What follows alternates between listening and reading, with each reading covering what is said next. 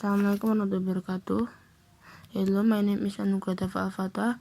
My class 8.3 and my absent number 9. The state of the world. If your view of the world comes from watching the news and reading newspapers, you could be forgiven for lying awake at night worrying about the future. Apparently, rising violence and population rates mean humans are both killing each other in ever large number and being born at rates the world research can sustain. To make matters worse, all the wealth is concentrated on a handful of people in the world's richest countries. People in low-income countries live in poverty with which gets richer. Depressing is it?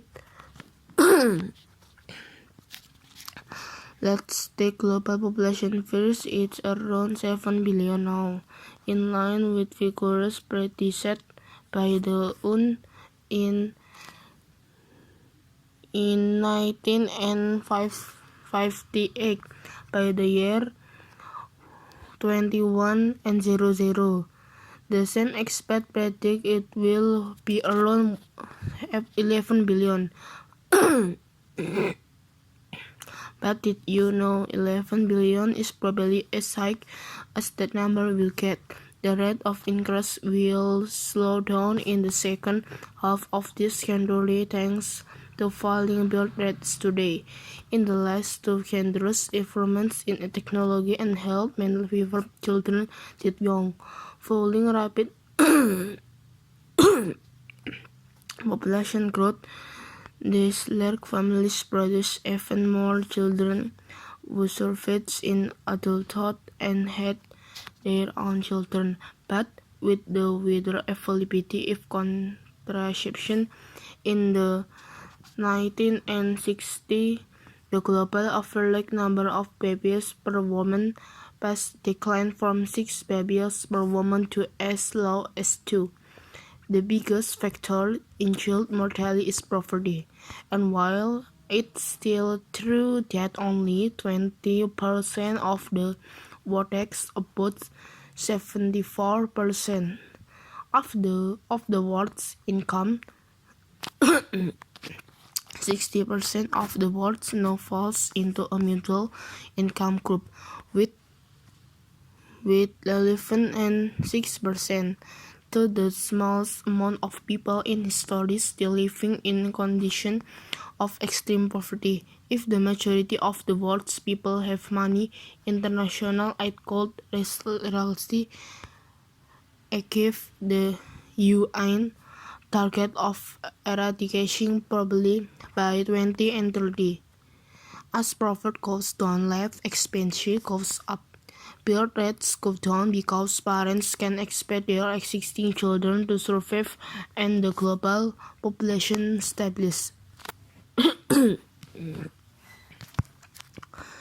As for news stories that make use the world is an increasing violence, there is cause for some optimism too. Between the end of World War II and 1990,